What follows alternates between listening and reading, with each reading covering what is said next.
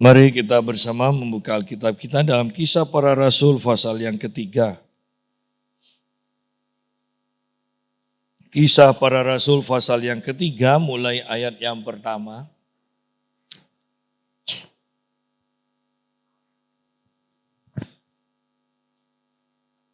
Pada suatu hari menjelang waktu sembahyang, yaitu pukul 3 petang, naiklah Petrus dan Yohanes ke bait Allah.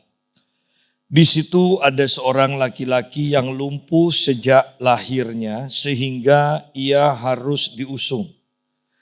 Tiap-tiap hari orang itu diletakkan dekat pintu gerbang bait Allah yang bernama Gerbang Indah untuk meminta sedekah kepada orang yang masuk ke dalam bait Allah. Ketika orang itu melihat bahwa Petrus dan Yohanes hendak masuk ke bait Allah, ia meminta sedekah.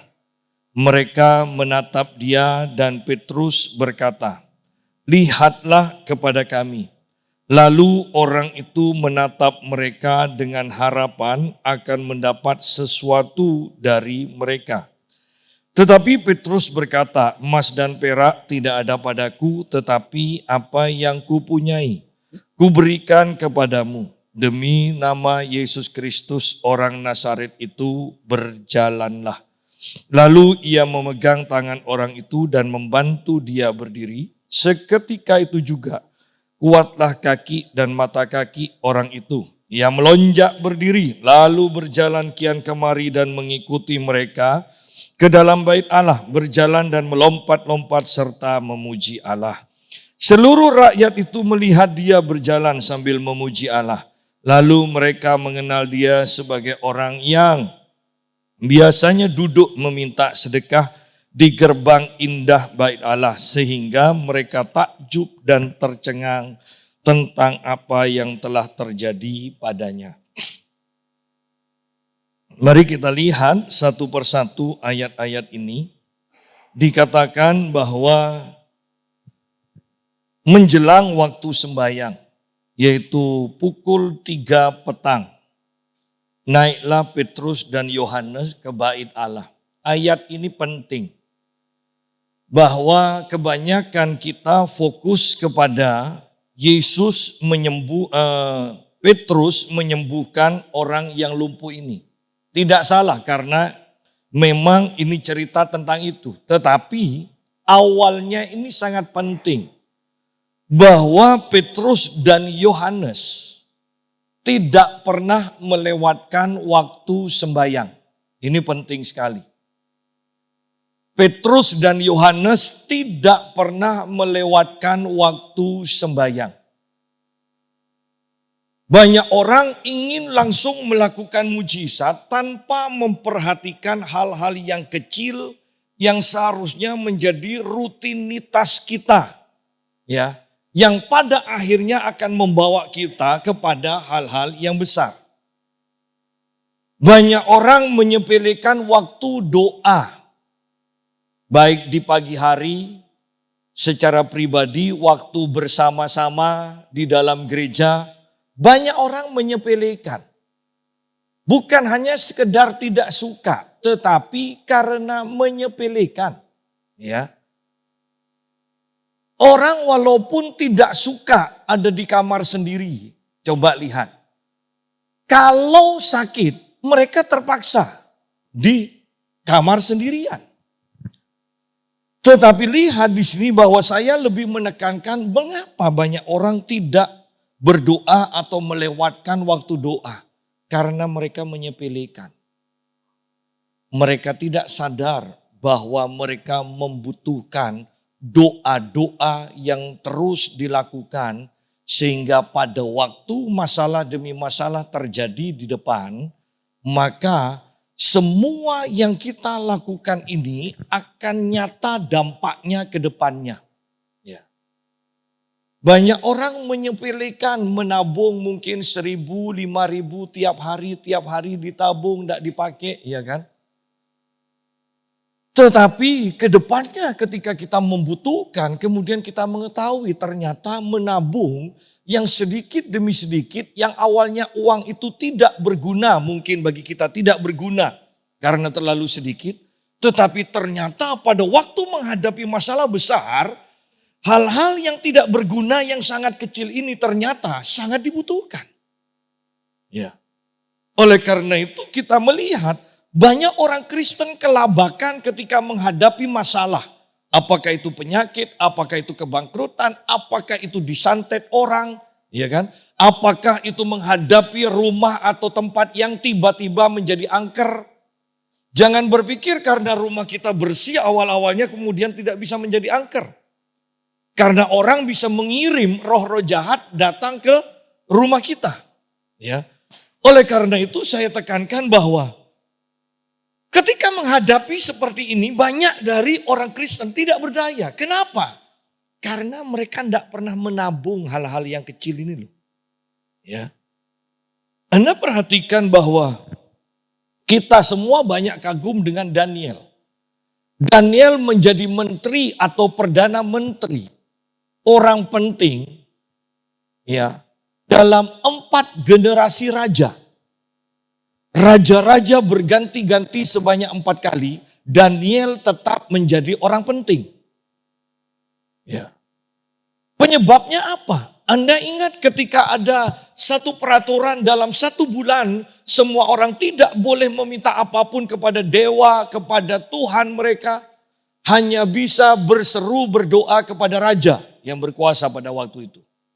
Kalau mereka tetap berdoa kepada dewa atau kepada Tuhan mereka, maka mereka akan dihukum mati. Mereka akan dibuang ke gua singa. Tetapi ketika Daniel mendengar hal itu, Daniel kemudian dikatakan, Daniel naik ke loteng atas dan berdoa seperti yang biasa dilakukannya 3 kali sehari. Dampaknya perhatikan bahwa ketika Daniel menghadapi ancaman dari dekret ini, ancaman kematian, Daniel tidak takut. Ketika Daniel berhadapan dengan singa-singa di gua singa, ternyata singanya yang takut kepada Daniel. Tetapi mengapa ini bisa terjadi? Karena kebiasaan Daniel berdoa 3 kali sehari. Daniel mempunyai kebiasaan seperti itu. Dalam keadaan semua orang tidak menghadapi masalah, orang yang punya kehidupan doa dan tidak punya kehidupan doa, semuanya sama. Tetapi ketika menghadapi masalah demi masalah, maka barulah kelihatan orang yang sudah mempunyai kebiasaan berdoa dan orang yang tidak punya kebiasaan berdoa. Kelihatan.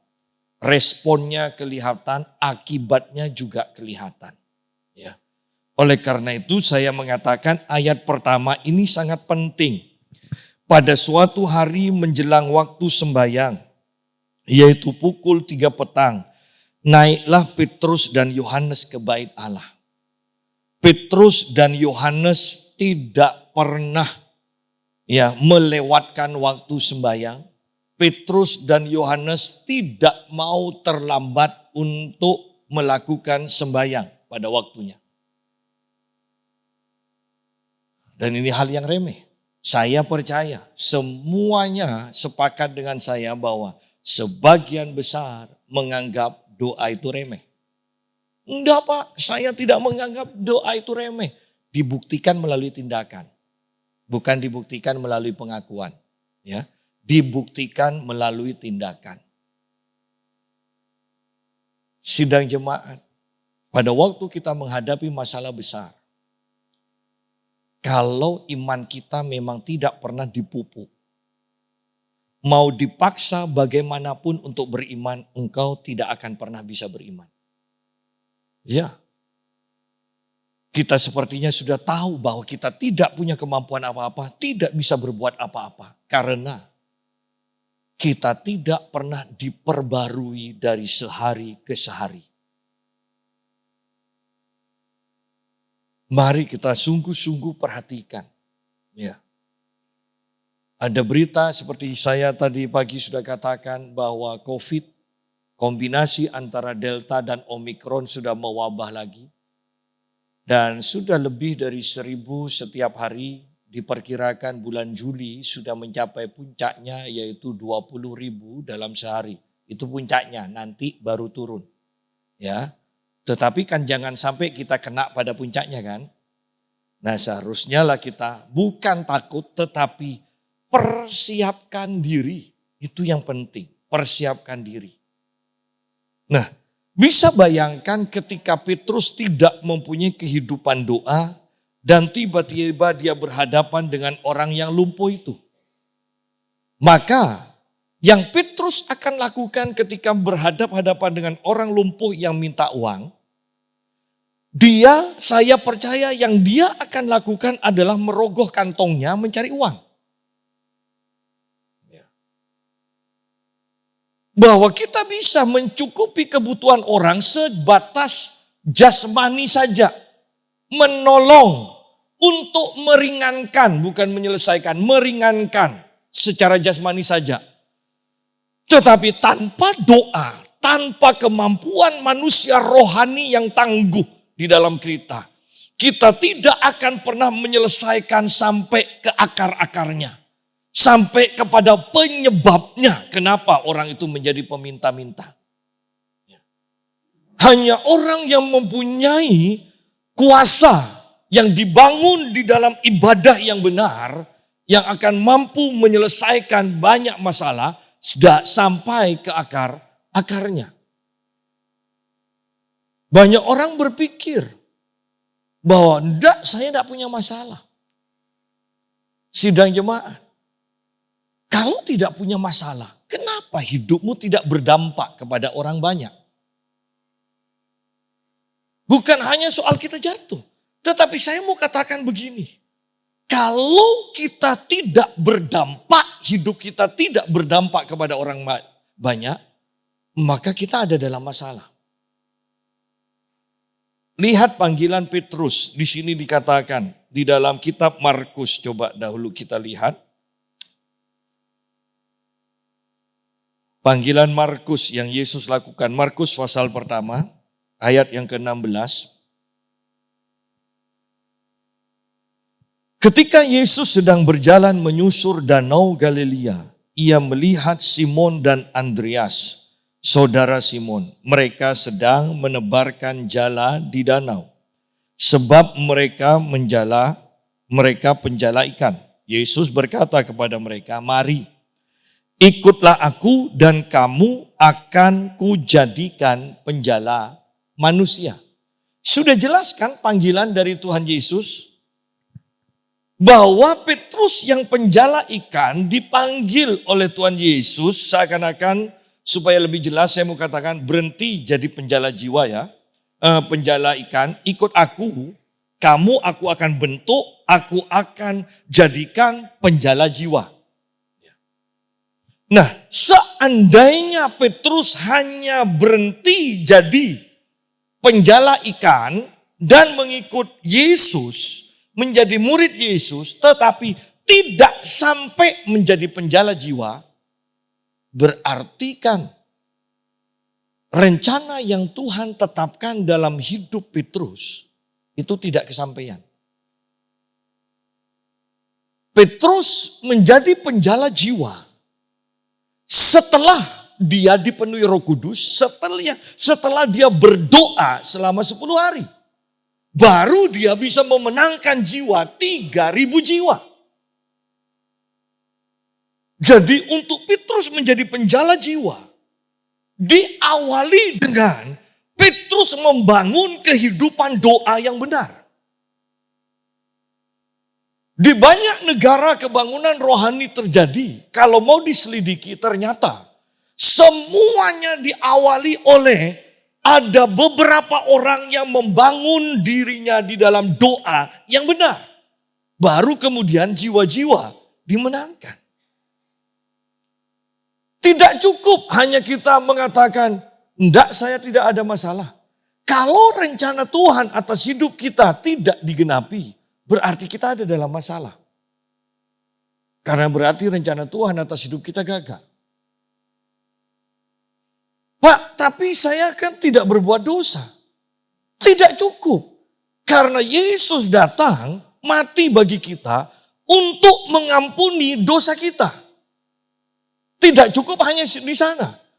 Dikatakan di dalam 2 Korintus 5 bahwa kita ini diampuni dan juga dibenarkan Allah. Terjemahan yang lebih tepat mengatakan bahwa kita menjadi kebenaran Allah. Berarti tidak cukup hanya tidak melakukan dosa, tetapi kita harus melakukan kebenaran karena kita adalah kebenaran Allah. Nah, dari beberapa contoh ini saya ingin kita menyelidik, kita sadar bahwa banyak dari kita sebenarnya ada dalam masalah, yaitu tidak sampai kepada rencana Allah dalam kehidupan kita. Ya. Minggu yang lalu kita sudah membahas, Bapak Robert Louis membahas tentang hidup ini adalah kesempatan. Apakah kita sudah menggunakan kesempatan yang baik? Kesempatan untuk berdoa. Bagi yang punya uang, bukan hanya berbuat benar, tetapi bagaimana engkau menggunakan kesempatan ini untuk memakai uangmu dengan benar. Apakah itu sudah menjadi berkat? Atau hanya cukup untuk dirimu sendiri? Karena ketika engkau kesempatanmu hampir hilang. Sudah tidak ada kesempatan. Bisa dikatakan tidak ada kesempatan. Hanya kesempatan untuk sadar bahwa engkau sudah gagal menggunakan kesempatan. Baru kebanyakan orang kemudian akan dalam pikirannya saja ingin berinisiatif, menyumbang ini, menyumbang itu, sudah tidak kepake. Sekaya apapun kita nanti pada waktu perang, pada waktu zaman antikris, saya mau katakan, pada waktu itu engkau mau menyumbang apapun sudah sia-sia. Bukan pada waktu mati, saya mau tekankan, bukan pada waktu kita mati, walaupun itu juga berarti kita terlambat. Tetapi pada waktu antikris berkuasa, engkau ingin melakukan sesuatu yang baik yang seharusnya engkau lakukan sebelum antikris menyatakan diri, sebenarnya kita juga terlambat. Oleh karena itu kita berburu dengan waktu untuk melakukan hal-hal yang baik, hal-hal yang benar, hal-hal yang Tuhan inginkan selagi ada waktu. Ya, selagi ada waktu. Kembali kepada pembacaan kita Kisah Para Rasul pasal yang ketiga. Di situ ada seorang laki-laki yang lumpuh sejak lahirnya. Sehingga ia harus diusung. Tiap-tiap hari orang itu diletakkan dekat pintu gerbang bait Allah yang bernama Gerbang Indah untuk meminta sedekah kepada orang yang masuk ke dalam bait Allah. Bahwa orang yang lumpuh ini dikatakan lumpuh sejak lahir. Berarti tidak ada satupun dokter yang bisa menyembuhkan. Kalau sudah lumpuh sejak lahir, tidak ada kemungkinan untuk sembuh. Dan kita melihat bahwa orang lumpuh ini nantinya sembuh. Bahwa Tuhan kita yang tidak terbatas mampu melakukan mujizat. Ya. Tetapi perhatikan kembali bahwa orang lumpuh ini diletakkan dekat pintu gerbang bait Allah untuk meminta-minta. Nah, orang ini tidak sampai pada rencana yang Tuhan tetapkan. Karena rencana yang Tuhan tetapkan adalah ini. Beribadahlah dengan rasa cukup. Orang ini datang ke bait Allah bukan untuk beribadah karena dia kekurangan. Dia ingin minta-minta. Dan Anda perhatikan bahwa orang lumpuh ini hanya ada di dekat pintu gerbang bait Allah. Sama kok secara rohani. Ketika orang-orang beribadah hanya untuk memuaskan keinginannya, dia tidak akan pernah masuk sampai dalam hadirat Tuhan. Tidak akan pernah.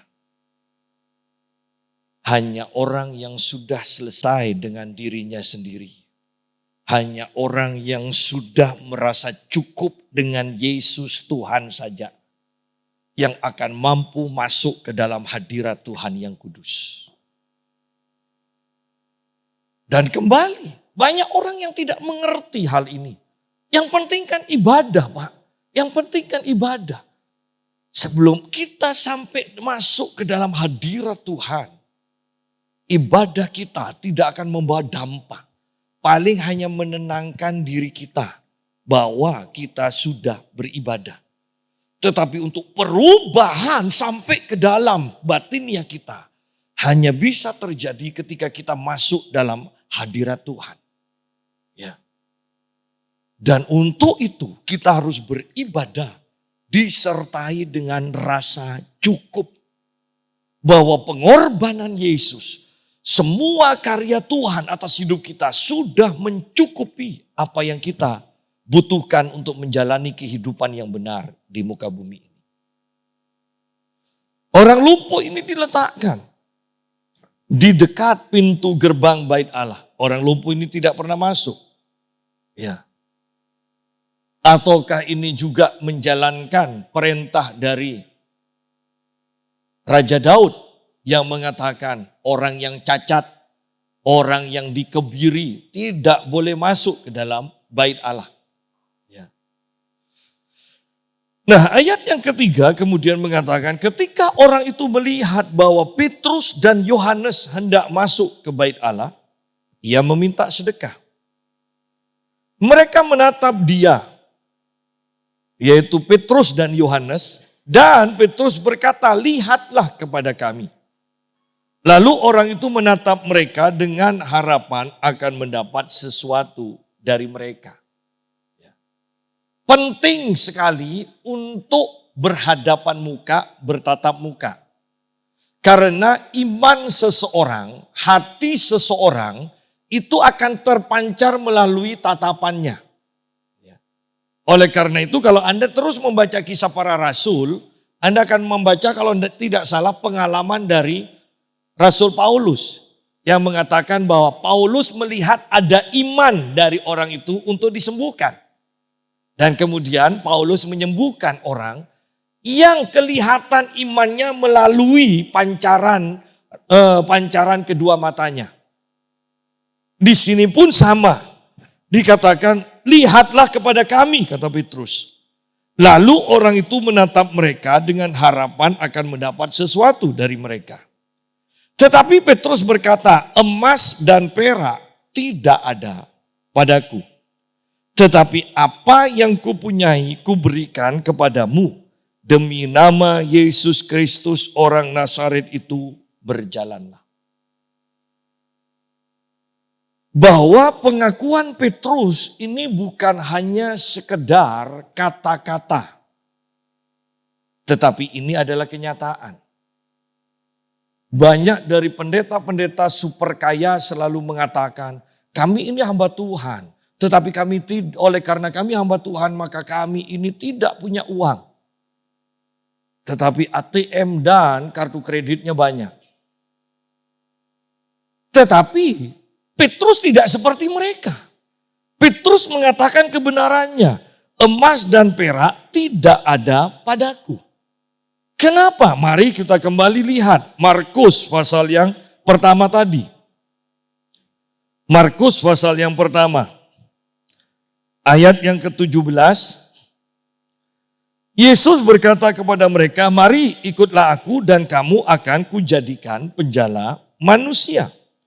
Lalu mereka pun segera meninggalkan jalannya dan mengikuti dia, mengikuti Yesus. Dan setelah Yesus meneruskan perjalanannya sedikit lagi, dilihatnya Yakobus, anak Zebedius dan Yohanes, saudaranya sedang membereskan jala di dalam perahu. Yesus segera memanggil mereka dan mereka meninggalkan ayahnya Zebedius di dalam perahu bersama orang-orang upahannya lalu mengikuti dia. Petrus adalah seorang nelayan. Yohanes juga seorang nelayan, anak seorang nelayan, mempunyai orang-orang upahan. Berarti Yohanes lebih kaya daripada Petrus. Tetapi kedua orang ini jelas dikatakan meninggalkan segalanya dan mengikuti Yesus.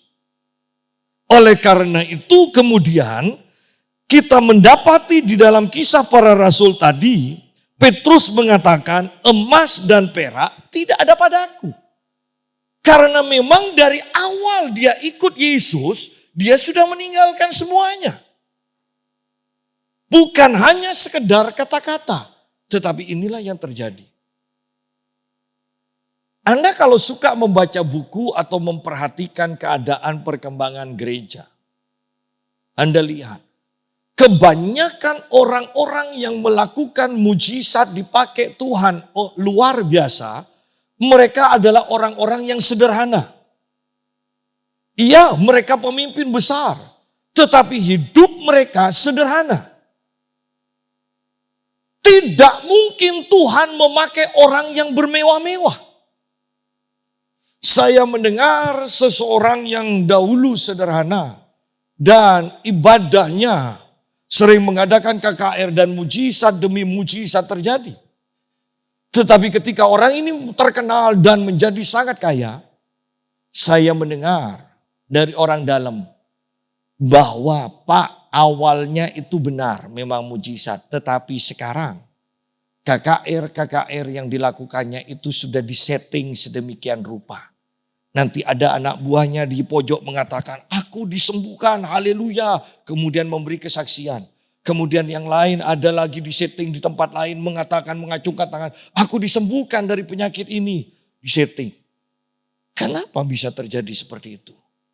Karena ketika kita hidup dalam kemewahan, kita masuk dalam kenyamanan, maka kita sudah melupakan lagi untuk menyalibkan daging. Kathryn Kuhlman yang dipakai Tuhan sampai akhir hidupnya mengatakan, aku sudah puluhan ribu mengalami kematian. Artinya kematian daging.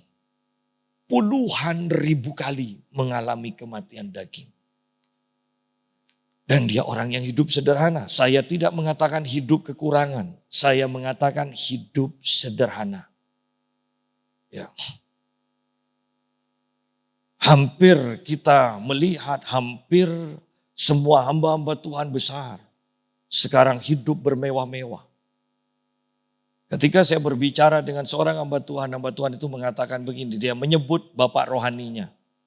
Bagaimana kalau ini Pak, si A ini, dia bapak rohaninya, hamba Tuhan yang berbicara dengan saya. Saya katakan sama aja hidup bermewah-mewah. Tetapi mainnya cantik, saya katakan. Mainnya cantik. Ya. Betul kan? Dan dia mikir sebentar kemudian sambil senyum dia katakan, betul juga Pak. Betul juga. Tidak bisa tidak. Ketika kita hidup dalam kemewahan, mujizat, otoritas, kuasa itu akan berkurang bahkan bisa-bisa lenyap dari kita.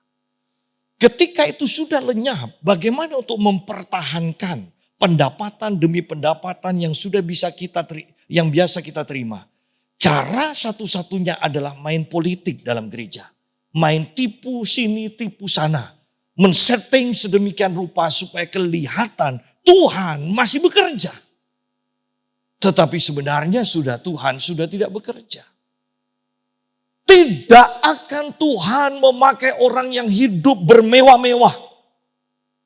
Karena otoritas rohani itu harganya mahal. Harganya adalah menyerahkan seluruh hidup kita, menyerahkan seluruh milik kita, baru kita akan mendapatkan kuasa. Karena di sini dikatakan, emas dan perak tidak ada padaku, tetapi apa yang kupunyai.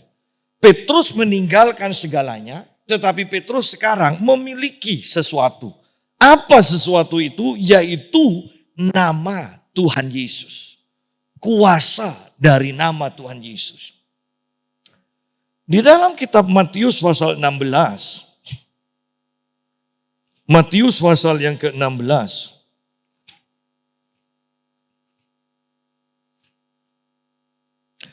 Ayat yang ke-24.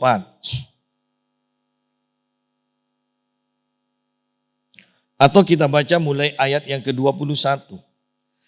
Sejak waktu itu Yesus mulai menyatakan kepada murid-muridnya bahwa ia harus pergi ke Yerusalem dan menanggung banyak penderitaan dari pihak tua-tua, imam-imam kepala dan ahli-ahli Taurat, lalu dibunuh dan dibangkitkan pada hari ketiga.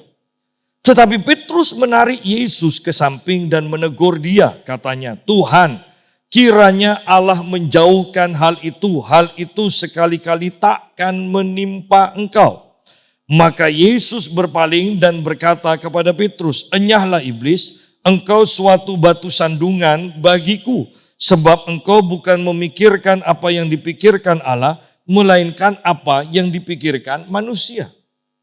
Untuk dipakai oleh Allah, untuk bisa dipakai oleh Allah. Ingat, kita harus men-setting pikiran kita menjadi sesuai dengan pikiran Allah. Bukan hanya sekedar yang kita pandang baik, yang orang pada umumnya katakan ini baik, ini benar. Tetapi kalau itu bertentangan dengan firman Tuhan, saya katakan tidak cukup. Tidak cukup. Apakah Yesus bebas dari penderitaan, bebas dari kematian itu baik? Baik menurut pikiran kita manusia. Tetapi itu bukan settingan dari Allah Bapa. Allah Bapa memang men-setting Tuhan Yesus supaya mengalami penderitaan, mati di atas kayu salib, menanggung dosa kita. Oleh karena itu saya tekankan, apa yang kita pandang baik, kalau itu tidak selaras dengan firman Tuhan, maka itu bukanlah hal yang baik bagi Allah. Tetap itu hal yang baik bagi manusia loh. Tetapi yang kita mau standar yang lebih tinggi, apakah baik menurut Allah? Ya. Karena pada akhirnya upah kita ditentukan. Apakah kita ini melakukan kehendak Allah atau tidak? Nah, di sini kita melihat seperti Yesaya mengatakan, rancanganmu bukanlah rancanganku, jalanmu bukanlah jalanku. Apakah jalan yang bertentangan dengan Tuhan itu otomatis jalan orang berdosa? Oh tidak. Tidak. Mungkin itu baik menurut versi kita, tetapi itu bukan rencana Allah bagi kita. Berarti Pak Yusa tidak mudah menjadi orang Kristen? Iya. Karena setiap hari, setiap waktu kita harus menselaraskan diri dengan pikiran Tuhan. Kita harus mempunyai saat teduh. Kita harus sampai dalam kepekaan. Ya, untuk bisa mendengar suara Tuhan. Sehingga kita bisa mengikuti pimpinan Tuhan. Oleh karena itu jangan heran ketika kita mendengar orang mengatakan, saya sudah lakukan ini, saya sudah lakukan ini, saya sudah lakukan ini. Tapi kenapa saya masih ngalami ini. Saya mau katakan, baik benar versi manusia, belum tentu benar versi Tuhan bagi kita. Ya. Nah, perhatikan kembali ayat 24. Lalu Yesus berkata kepada murid-muridnya, setiap orang yang mau mengikut aku, ia harus menyangkal dirinya, memikul salibnya, dan mengikut aku. Sederhananya meninggalkan semua yang menyenangkan daging dan ikut Tuhan. Mengikuti, mencontoh, menteladani Tuhan sendiri. Ya. Jadi menjadi Kristen yang sungguh-sungguh Kristen seperti yang dimaksud Tuhan itu tidak mudah. Tidak mudah.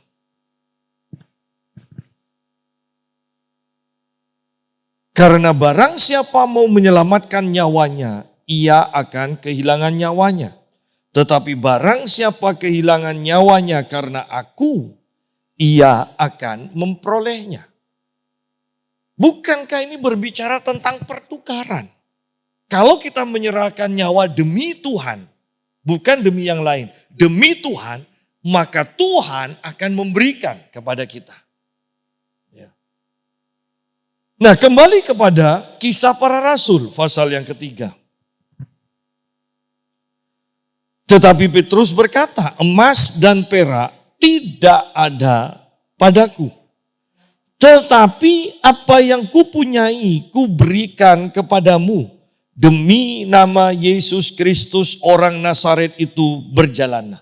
Yang dimiliki oleh Petrus adalah kuasa nama Yesus Kristus.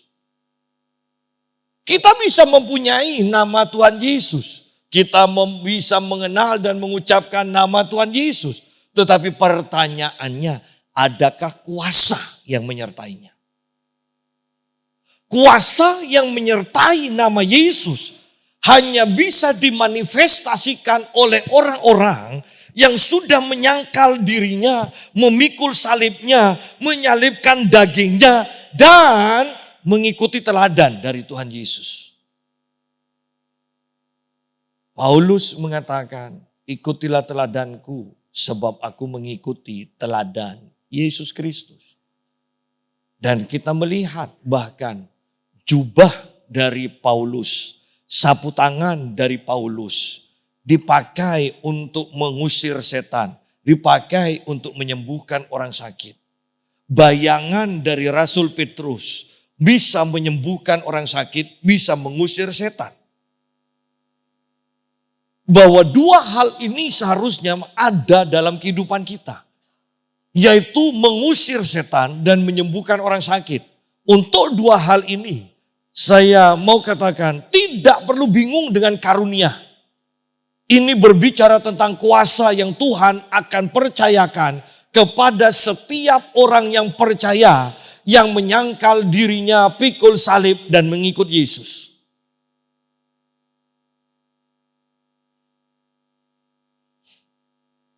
Saya ditelepon oleh anak saya dan ditunjukkan melalui video call. Papa, bagaimana rumah ini? Dan saya lihat lewat video call dan tiba-tiba Tuhan memberikan bayangan pada saya. Di dalam rumah itu sering ada orang tinggi besar, warna hitam dan selalu berjalan di sana. Ada bahkan ketika dikatakan ini ada tangga dan orang itu juga sering naik turun tangga itu. Dan Evan katakan benar Pak, benar. Perhatikan hanya lewat video call. Tetapi Tuhan langsung memberitahukan kepada saya apa yang terjadi di dalam rumah itu. Saya katakan urapi dengan minyak. Dan di sana ada sumur. Saya katakan, iya Pak ada sumur. Ya sudah, setannya keluar dari sumur itu. Ya, urapi sumur itu. Jadi saya mau tekankan di sini bahwa jadi orang Kristen jangan biasa-biasa saja. Bahkan lewat video call, bahkan lewat doa tanpa melihat pun, Anda bisa mendapatkan pewahyuan dari Tuhan. Anda bisa mendapatkan karunia pengetahuan dari Tuhan. Ketika engkau menyangkal diri, memikul salib, dan mengikuti teladan Tuhan Yesus, yaitu berdoa setiap pagi, berdoa semalam-malaman, mengikuti teladan Tuhan Yesus, maka kuasa nama Tuhan Yesus akan dimanifestasikan melalui kehidupanmu.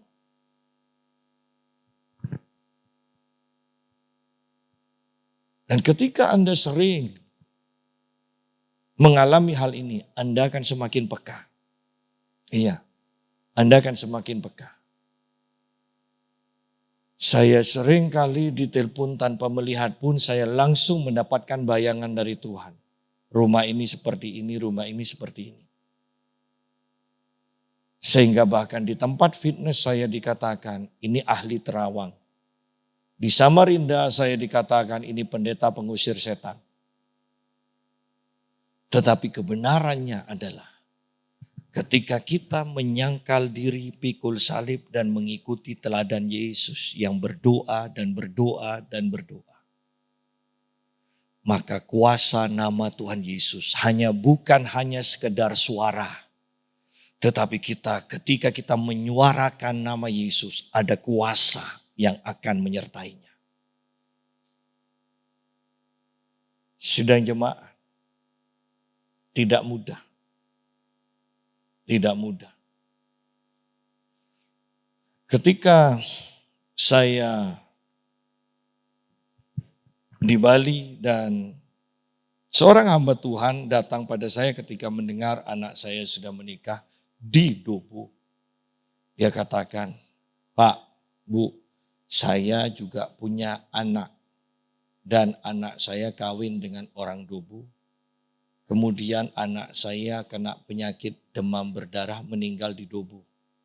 Dan saya katakan begini, itu santet, bukan demam berdarah biasa. Dan ibu ini katakan, sebenarnya itu loh Pak yang saya mau sampaikan kepada Bapak. Hati-hati dengan anak Bapak yang ada di Dobo. Dan saya katakan, sudah Bu, sudah. Karena ketika Evan baru awal-awal sampai ke Dobo, itu buah testisnya itu tiba-tiba bengkak dan besar sekali. Diobati tidak bisa. Dan akhirnya Evan minta doa kepada saya. Dan lewat HP saya berdoa menengking roh santet yang menyerangnya. Dan tidak lama kemudian Evan katakan sembuh. Sidang jemaat, saya mau katakan, apakah nama Yesus yang engkau sebutkan, yang engkau perdengarkan melalui suara, disertai dengan kuasa atau tidak? Bagaimana engkau akan melindungi anak-anakmu yang jauh dari engkau? Kalau engkau tidak mempunyai kuasa, kalau engkau tidak menyangkal diri, pikul salib dan mengikuti teladan Yesus untuk berdoa setiap waktu, setiap saat, saya mau katakan, sekaya apapun engkau tidak bisa melindungi anak-anakmu, cucu-cucumu yang jauh daripada engkau. Tetapi ketika engkau mempunyai kuasa, ingat suara di dalam nama Tuhan Yesus yang disertai kuasa itu. Tidak terbatas ruang dan waktu. Itu bisa menembus dan melindungi anak cucumu dimanapun mereka berada. Petrus berkata, emas dan perak tidak ada padaku. Tetapi apa yang kupunyai kuberikan kepadamu. Demi nama Yesus Kristus orang Nazaret itu, berjalanlah. Lalu Petrus memegang tangan kanan orang lumpuh itu dan membantu dia berdiri. Seketika itu juga kuatlah kaki dan mata kaki orang itu. Ia melonjak berdiri, lalu berjalan kian kemari dan mengikuti mereka ke dalam bait Allah, berjalan dan melompat-lompat serta memuji Allah.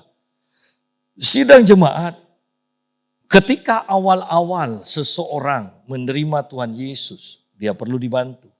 Ketika seseorang awal-awal menerima impartasi kuasa Tuhan, dia perlu dibantu. Tetapi bukan dibantu untuk seterusnya. Lihat di sini. Lalu Petrus memegang tangan kanan orang itu dan membantu dia berdiri. Seketika itu juga kuatlah kaki dan mata kaki orang itu. Kemudian saya percaya orang ini melepaskan tangan Petrus atau Petrus melepaskan pegangannya. Dan orang ini meloncat berdiri lalu berjalan kian kemari tanpa dipegang oleh Petrus.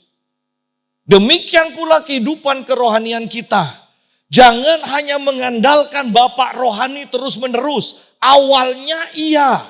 Tetapi setelah itu engkau harus bisa berjalan sendiri. Engkau harus bisa berdoa untuk kesembuhanmu sendiri. Engkau harus bisa mengusir setan yang menyerang dirimu. Engkau harus bisa mengusirnya sendiri. Jangan hanya dibantu terus menerus sampai akhir hidup kita. Anda harus bertumbuh. Kita harus bertumbuh. Semuanya harus bertumbuh. Semakin kuat. Karena kemudian engkau sendiri masing-masing dari kita akan membantu orang lain untuk berdiri. Dan kemudian melepaskan mereka juga. Dan orang itu juga akan membantu orang yang lain untuk berdiri. Dan kemudian dilepaskan lagi. Dan seterusnya demikian. Kalau semua jemaat terus sampai akhir hidupnya dibantu. Maka gereja selamanya tetap tidak akan mengalami kemajuan. Sidang jemaat, Ini adalah kebenaran. Dan ayat yang ke-8 dikatakan, yang melonjak berdiri, lalu berjalan kian kemari, dan mengikuti mereka ke dalam bait Allah, berjalan dan melompat-lompat serta memuji Allah. Melompat-lompat serta memuji Allah. Ayatnya jelas. Tetapi lucu, ada pendeta senior di Indonesia yang selalu mengatakan harus tertib, tidak boleh teriak, tidak boleh lompat-lompat, tidak boleh tepuk tangan. Musik tidak boleh drum. Semua dari setan, itu bukan musik yang benar. Coba lihat di sini. Mereka melompat-lompat serta memuji Allah. Saya percaya kalau keluarga dari hamba Tuhan ini sekarat hampir mati dan mendapatkan mujizat dari Tuhan, pendeta ini pun akan lompat-lompat. Sidang jemaat, Tuhan senang melihat ekspresi kita ketika menerima kebaikan Tuhan. Kenapa di Afrika banyak mujizat? Karena Anda perhatikan ekspresi orang-orang Afrika itu. Kalau Indonesia mendapatkan mujizat aja masih dipimpin. Siapa yang menyembuhkanmu? Yesus ya. Tuhan Yesus baik. Tuhan Yesus baik. Padahal sudah dapat mujizat, masih harus dipimpin seperti itu. Tidak pernah loncat-loncat. Ya. Tidak pernah teriak. Tetapi Anda lihat orang Afrika.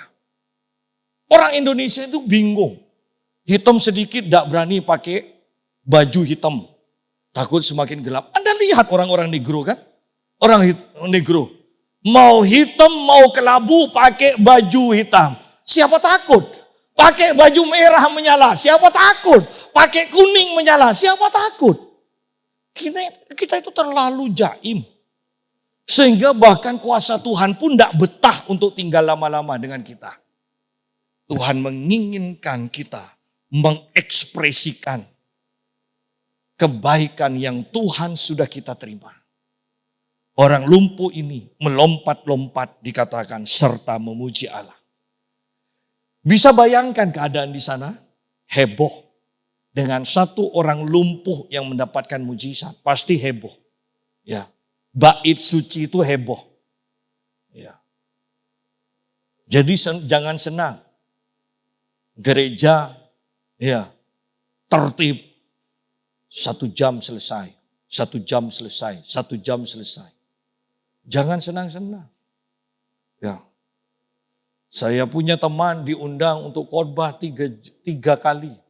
Dan dikatakan, Pak Yusa, untuk bayar pesawatnya aja tidak cukup. Nah, untuk bayar pesawatnya. Untuk tidur di hotel, hotelnya saya bayar sendiri juga. Apalagi. Ya. Jangan senang-senang diundang gereja yang mewah. Belum tentu cukup. Ada lagi teman saya hamba Tuhan yang terkenal sering datang ke sini juga mengatakan, saya ini hanya dijanjiin, katanya PK-nya digabung jadi 1 tahun nanti langsung dikasih semua sama ongkos pesawatnya. Ketika sudah waktunya saya tagih, tidak ada. Coba loh, gereja itu loh. Gereja mewah. Dan saya mau katakan, jangan terpengaruh dengan penampilan. Oleh karena itu saya tekankan, Anda harus mengalami kemajuan kerohanian supaya bisa menilai segala sesuatu secara benar. Anda punya kepekaan. Ketika pujian dan musik dimainkan, walaupun sebagus apapun, Anda harus bisa membedakan ini sungguh-sungguh pengurapan atau hanya keahlian. Ketika Anda mendengarkan hamba Tuhan menyampaikan khotbah, Anda harus punya kepekaan. Apakah ini sekedar fasilitas karena sudah terlatih atau karena pengurapan yang bekerja? Ada satu gereja yang pendetanya kalau khotbah dan anak buahnya semuanya dikatakan bahwa penampilan di mimbar, khotbah di mimbar itu adalah khotbah ke-25 kalinya. Anda ngerti maksudnya? Bahwa dia mendapatkan ini yang harus dikhotbahkan, ini semua jalan ceritanya Anda boleh tambahkan dengan kesaksian Anda, kesaksian yang lain, tetapi urut-urutannya semuanya sudah sama. Dan itu harus dilatih. Jadi di kaca di kamar mereka sudah khotbah 1 kali. Khotbah kedua kalinya, ketiga kalinya, di mimbar baru itu ke-25 kalinya. Oleh karena itu saya mau katakan begini. Anda butuh kepekaan untuk melihat, untuk menilai ini kefasihan lidah atau pengurapan. Ini hanya sekedar keahlian ataukah ini memang pewahyuan dari Tuhan? Anda harus punya kepekaan hal itu. Ya. Di zaman akhir, di mana iblis akan menipu semua orang yang bisa ditipunya. Hanya orang yang bisa ditipu loh. Iblis tidak akan menyerang secara terang-terangan. Iblis akan menipu orang yang bisa ditipu. Hanya orang yang tidak punya pengalaman, hanya orang yang tidak tahu kebenaran yang bisa ditipu. Dan banyak orang yang akan tertipu. Dan bahkan sesama jemaat pun kan sebenarnya banyak yang saling tipu kan. Di rumah kejam pada pembantu, sampai di gereja shalom, shalom, ya kan? Ya, banyak loh. Kita ini sebenarnya di banyak gereja banyak yang saling tipu. Ya, banyak yang saling tipu. Di gereja pamer, persembahan, nyumbang ini, tukang parkir sudah lengkap ya. Tukang parkir 2000-an, tidak akan pernah lebih. Walaupun naik mobil sedan, Mercy sekalipun tetap aja uang receh yang dikasih. Ya. Kalau Anda di hadapan orang banyak, di hadapan orang-orang majelis-majelis gereja terhormat bisa memberi besar. Tetapi di hadapan tukang parkir Anda hanya memberi pas-pasan. Ada yang salah dalam kerohanian. Ada yang salah. Ya. Ayat yang ke-9 dan 10. Seluruh rakyat itu melihat dia, orang lumpuh itu berjalan sambil memuji Allah. Lalu mereka mengenal dia sebagai orang yang biasanya duduk meminta sedekah di gerbang indah bait Allah. Sehingga mereka takjub dan terjengang tentang apa yang telah terjadi padanya. Sidang jemaat, perhatikan perubahan ini. Bahwa Petrus diubahkan Tuhan dari penjala ikan menjadi penjala manusia. Ya. Orang yang sudah diubahkan Tuhan ini mengubah orang yang lumpuh, dikatakan ayat yang ke-9, seluruh rakyat itu melihat dia berjalan sambil memuji Allah. Lalu mereka mengenal dia sebagai orang yang biasanya duduk meminta sedekah. Bahwa orang-orang mengenal pengemis ini adalah orang yang duduk terus-menerus karena lumpuh. Tetapi karena pelayanan Petrus yang sudah diubahkan Tuhan, orang ini pun diubahkan. Hanya orang yang diubahkan Tuhan yang akan bisa mengubahkan orang lain juga. Petrus diubahkan dari penjala ikan menjadi penjala manusia. Dan dia mengubahkan orang yang lumpuh menjadi orang yang berjalan. Orang-orang mengenal, orang sekitarnya mengenal. Orang ini dulu adalah orang yang selalu duduk. Dan sekarang orang ini sekarang adalah orang yang berjalan. Perubahan terjadi. Demikian pula kekristenan. Harus ada perubahan. Dahulu engkau mencuri. Di dalam kitab Efesus, Paulus katakan sekarang engkau tidak mencuri, tidak cukup. Tetapi engkau harus bekerja. Tidak cukup karena engkau harus memberi. Ada perubahan dari pencuri kepada orang yang bekerja dan suka memberi. Dari orang yang suka mencaci maki, bukan hanya berhenti mencaci maki, tetapi sekarang menggunakan kata-kata yang membangun untuk membangun orang. Ada perubahan. Dari orang lumpuh menjadi orang yang berjalan dan meloncat-loncat. Dari penjala ikan menjadi penjala manusia. Sidang jemaat. Apakah kita yang hadir sekarang bisa mengucapkan apa yang terjadi, perubahan apa dalam kehidupan kita sejak mengikut Yesus? Perubahan apa yang terjadi dalam kehidupan kita? Ini harus kita pikirkan. Karena setiap orang harus diubahkan. Kenapa harus diubahkan?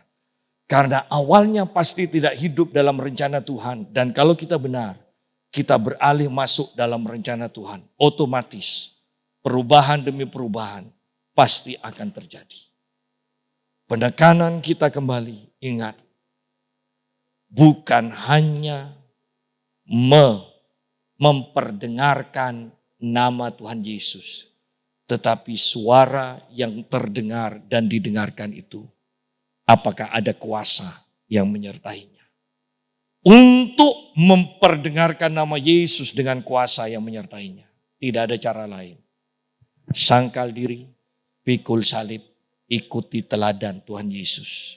Berdoa setiap pagi, berdoa semalam-malaman, subuh berdoa, dan terus berdoa, dan terus berdoa, dan terus berdoa. Sidang jemaat, mari pikirkan kehidupan kita. Bukan hanya kita yang harus diubahkan. Tetapi tujuan Tuhan adalah Dia akan memakai kita untuk mengadakan perubahan demi perubahan. Tuhan memberkati.